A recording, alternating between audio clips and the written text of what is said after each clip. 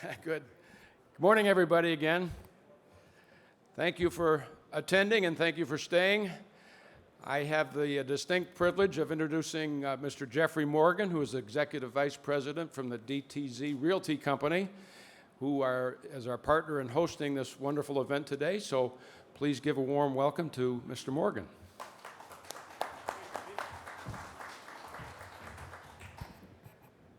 Good morning. This is a wonderful opportunity for McCombs-Wall and DTZ to partner to welcome you, their vendors, their customers, their friends, their family, to come and enjoy a unique idea that Jeff Livesay and I came up with from McCombs-Wall, which is to host a mini trade show in this event, in this beautiful new vacant building as a marketing event to display, showcase the availability of the property as well as the expertise of McCombs-Wall in conjunction with all their wonderful partners that are downstairs. Welcome to we call it the Carson Industrial Center North. It's owned by Teachers Insurance Annuity Association of the United States, and they're our gracious host and sponsor today. So welcome, enjoy yourselves, and please, there's going to be a beautiful lunch downstairs afterwards. If you have any questions, there's plenty of us to answer them, but enjoy yourself, and thank you for coming today.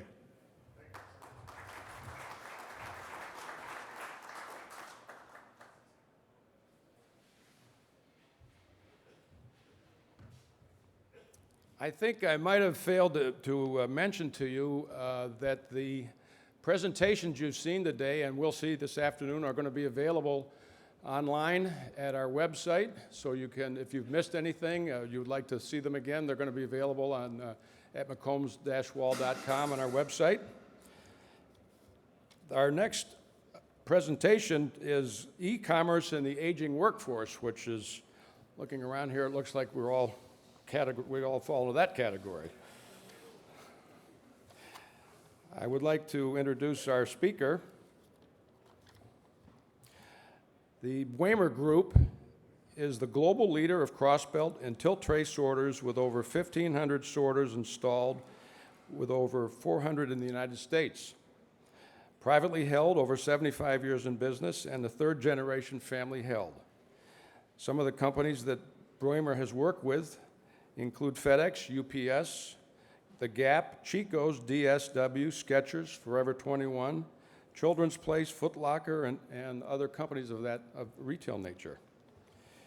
Mark Deal is our speaker today, and he is the business development manager for Boehmer, who has been with Boehmer for over 2 years, and he's been in the material handling business for over 25 years, working with FKI, Fortna, and Dematic. And Mark is in the Boehmer booth downstairs. If you have any questions for him afterwards, he'd be happy to help and answer any questions. So please join me in welcoming Mark Deal.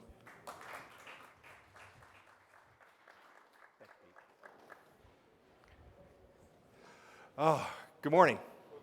Everybody hear me okay? Fantastic. I think they're picking on me for the aging workforce, because I am a baby boomer, and a lot of our discussion is going to be the impact of the aging side. So there's two pieces here. E-commerce is affecting all of us, distribution side, personal side, and the aging workforce is working almost against that in terms of where those trends are.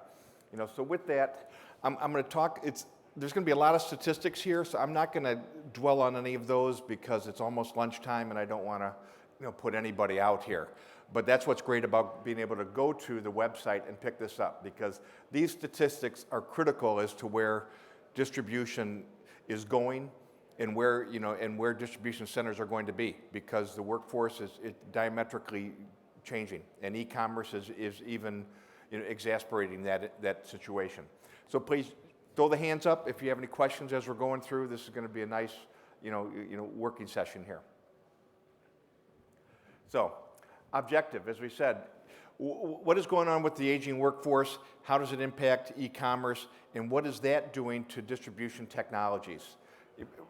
Being at Boehmer, the impact there has been so many people are buying online They want the product yesterday, you know, as they're ordering it. So it's becoming a lot of very small orders and with a crazy service level requirements.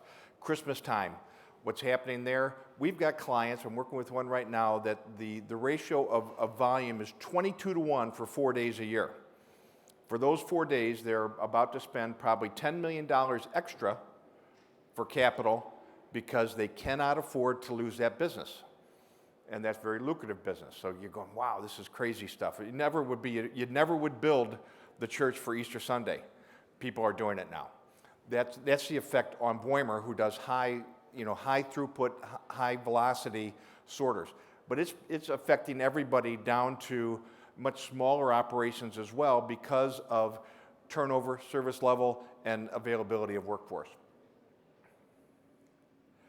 So as we talked about, SKU explosion.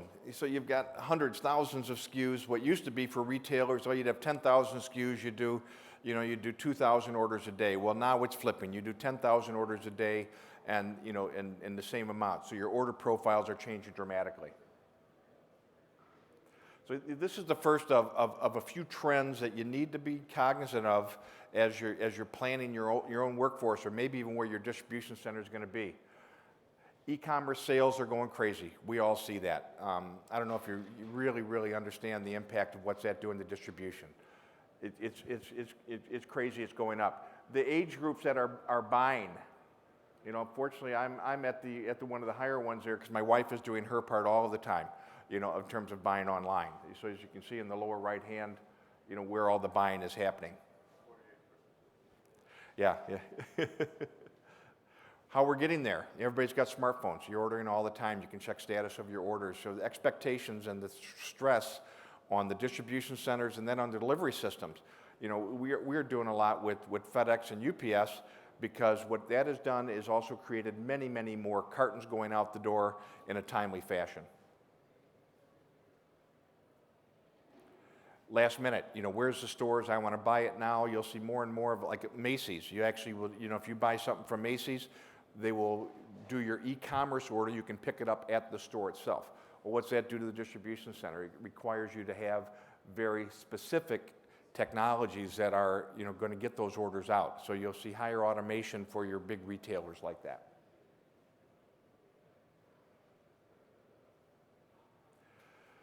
Customer behavior, returns. It's crazy what has happened. I don't know how many people out there have to deal with returns. So Mark Deal goes out and buys 3 items. I'm going to return 2 of them, if not all 3 of them. So what does that do? It creates, many, many more touches throughout the supply chain, in and out. So the volume of small packages is going crazy. 30% of Zappos is returns. And that's very common across everybody. We just did a system with Chico's. Chico's ended up buying a sorter that's handling direct consumer, they're handling retail, and then when it's quiet, avoiding those high volume 4 days, they actually process returns on the system as well. So you'll have a lot of omni-channel distribution centers out there that are handling all this on the same distribution system.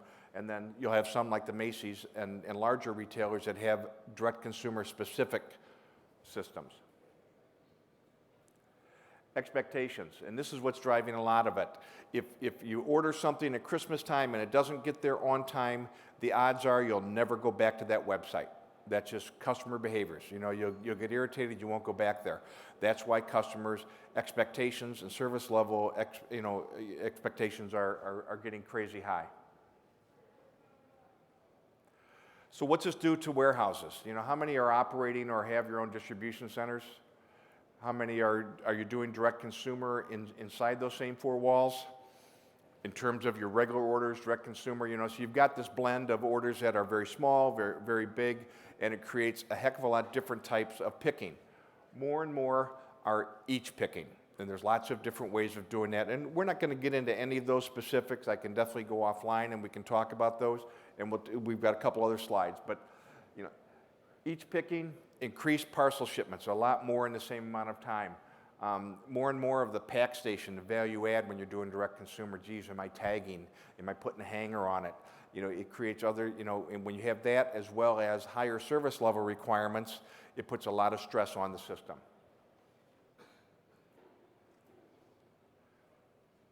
How do you approach it? And this is going to start getting into the aging workforce factor.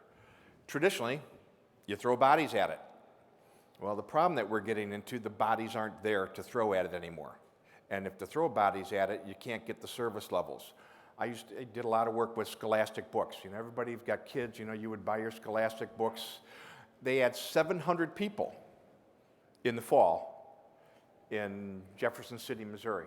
Well, guess what? They can't get that many anymore.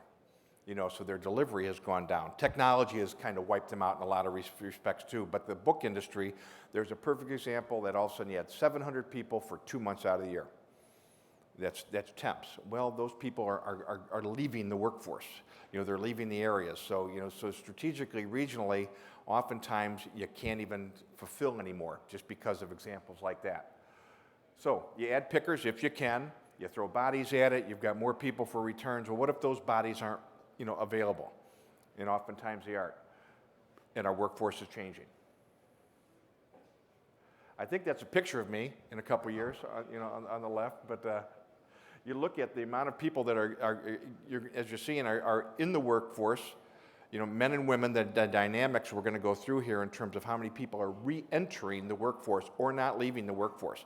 The economy has a lot to do with that, and availability of part-time jobs has to do with that. We're all living longer.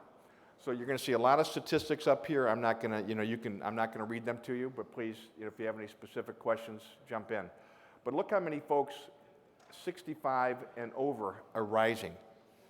Well, they're not going to warehouses, you know, and baby boomers like ourselves have not made as many children, you know, so you're getting less and less that are joining the workforce.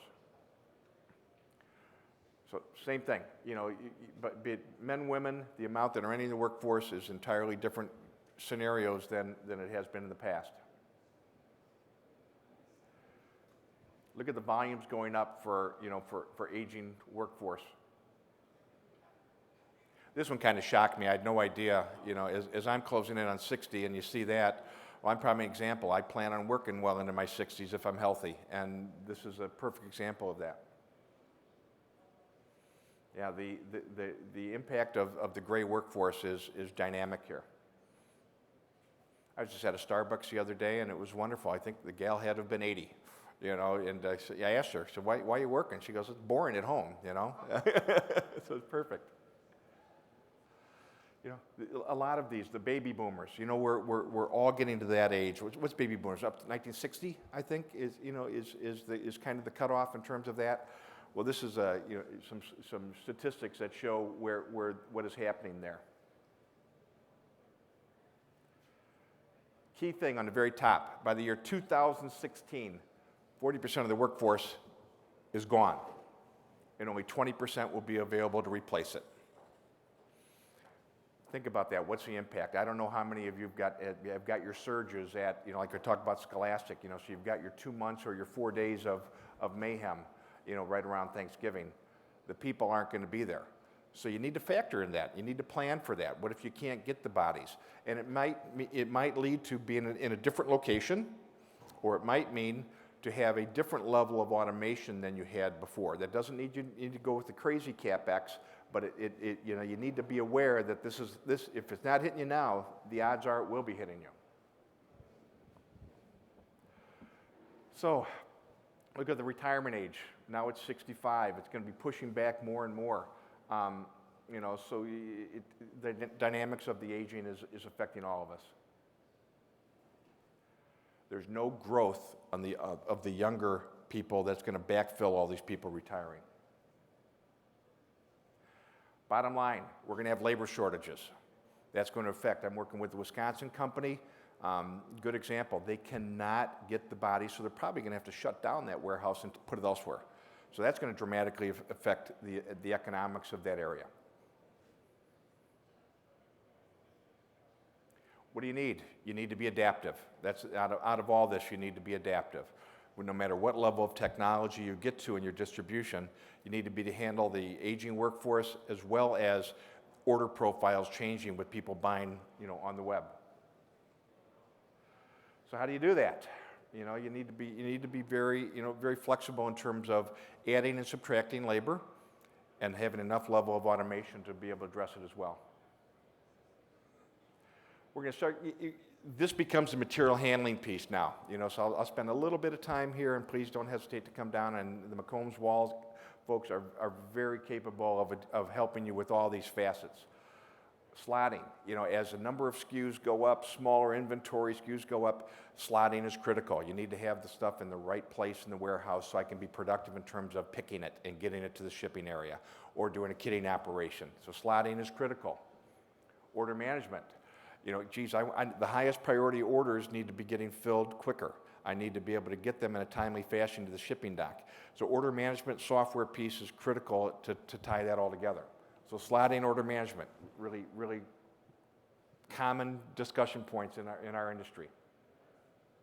How do you do it? There's many ways of picking. You can have somebody walking around the cart, and I'll walk around the whole warehouse, and I'll get 1 piece for me, 2 pieces for me, and now I've just walked 400 feet to accomplish 1 order. Or do you start doing a batch pick? I go pick 50 items that are going to go to 40, 50 different people, and bring those to a distro area, which could be put to light. It could be a unit sorter like we sell. Could be many different ways of doing an RF type environment or voice environment. All the different picking technologies tie into all of those methodologies. So wherever your CapEx is at, there's ways of addressing it with technology. What are the different ways? You've got your order filling there's many, many different ways, pick and pack, all the way down to pick and put, pick then sort, that's what we do. You've got case pallet build, you've got goods to person, you've got all kinds of activity because of automation increasing. There's a lot of the manufacturers out there that are doing these massive mini load systems, shuttle systems that are bringing the product to the workstations. Different level of capital expenditure. So you need to be aware of all what's out there. Software. If you don't have software to tie it together, you're basically screwed.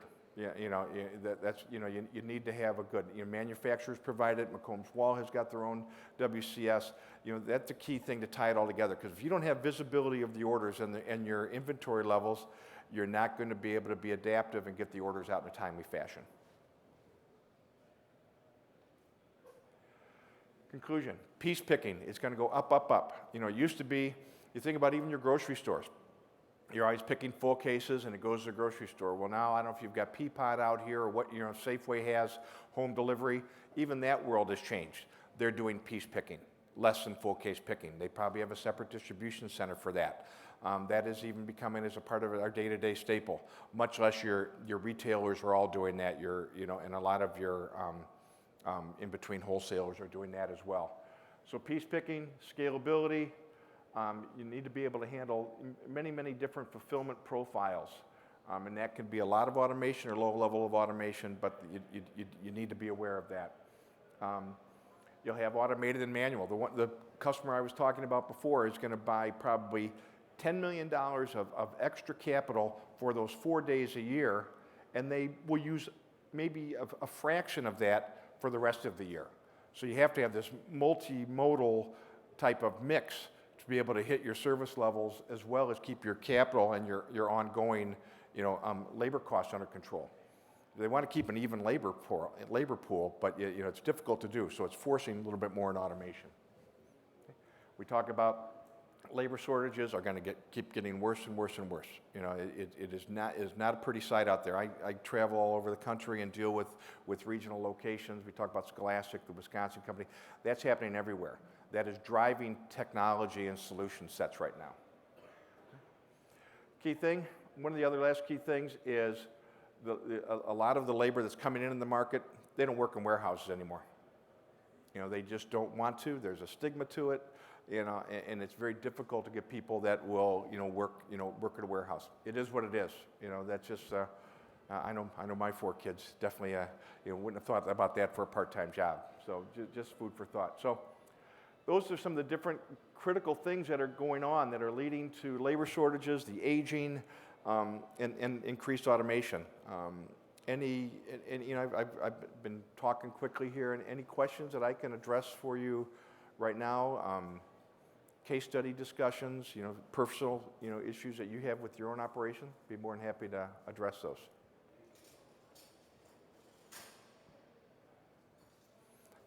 Was everybody pretty much aware that this was going on? Yeah, if nothing else, that's a crazy good takeaway. You know, the whole aging, you know, the demographics of our world is changing dramatically. So you need to be, it will affect you. Even if you're out there selling like I am, you know, it will affect your day-to-day. Yes, ma'am? When do you actually think that it's going to be hitting us? Because right now there's so much unemployment that doesn't seem like the future. Yeah, the question is, when is this going to hit us? You know, the unemployment is so bad.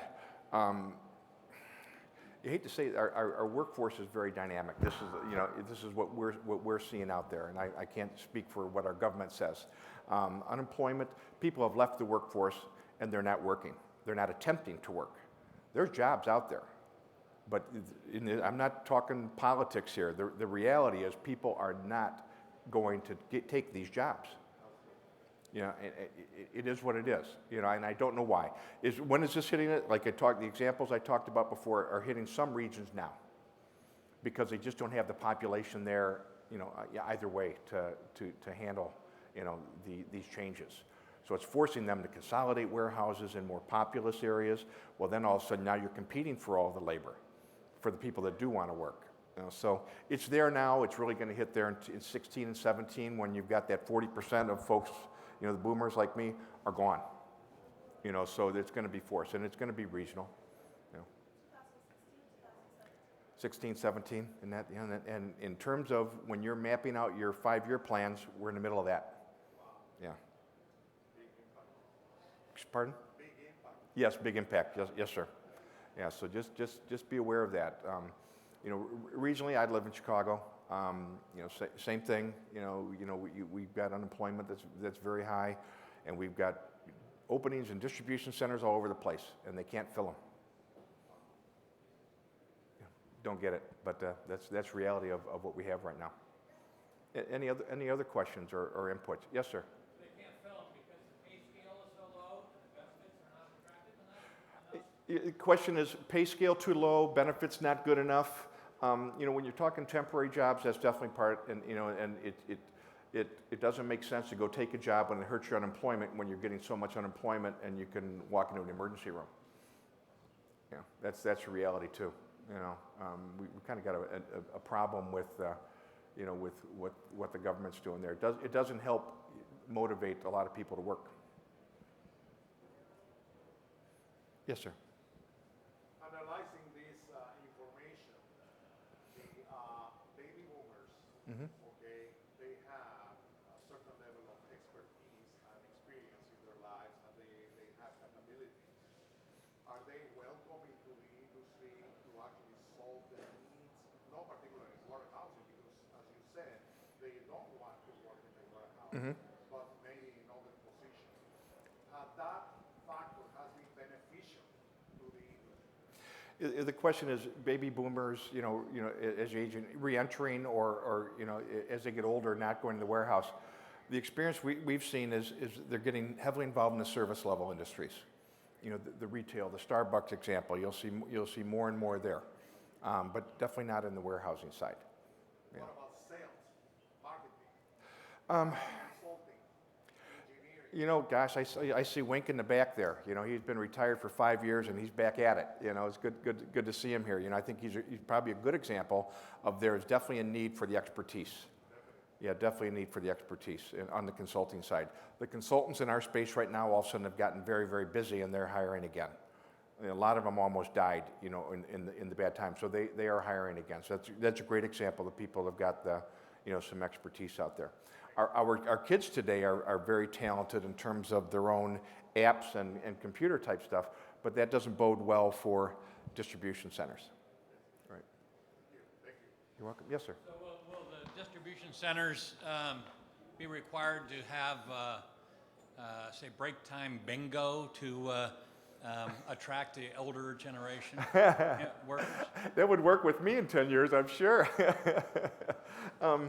You know, There's got to be some incentive right. in that willing workforce that maybe whether it's part-time or full-time to attract maybe a better skilled worker Well, technology actually helps there because you'll get like Walgreens has been wonderful, and it's it's mainly for handicap. They've got 2 distribution centers that it's all goods demand, so you're not having to be up and doing a lot of walking or anything physical work. The work is brought to you, and it actually is telling you basically the product comes to you in a tote, says, oh, put 2 there, put 3 there. So technology lends very, very well to an aging and disabled workforce. That's very high-end capital, but we are seeing more and more of that all of the Schaefer, the Maddox, the people that are doing high-end systems are doing a lot of them out there right now, and it's a higher capex, lower labor requirement.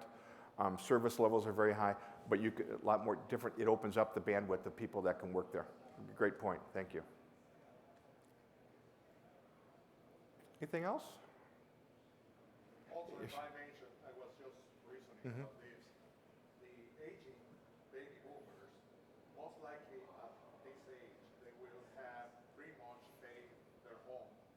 They are receiving already Social Security, so their economic needs are not as much, and they are willing to enter the workforce to do what they like to do or they know how to do for lesser money. It costs less than hiring a younger person. The input was, hopefully, as these boomers have here, they haven't been impacted by the economy, and they have their pensions and the houses are paid for. As they re-enter the workforce, they're a little more flexible in terms of where they work and more for the enjoyment. But in Chicago, the foreclosure rate on homes and people, it's crazy bad. So there's a lot of people out there that you really don't have a choice. They're out there, working. Right. It doesn't make sense. High unemployment and this, it's a different gap, and that's for a very political discussion. And I'm not here for that. And any other questions, inputs? This has been great. I'm thrilled you're all here, and like I said, if you have any other detailed questions, I'm down in the booth and would love to chat with any of you. Thank you very much. Thank you, sir.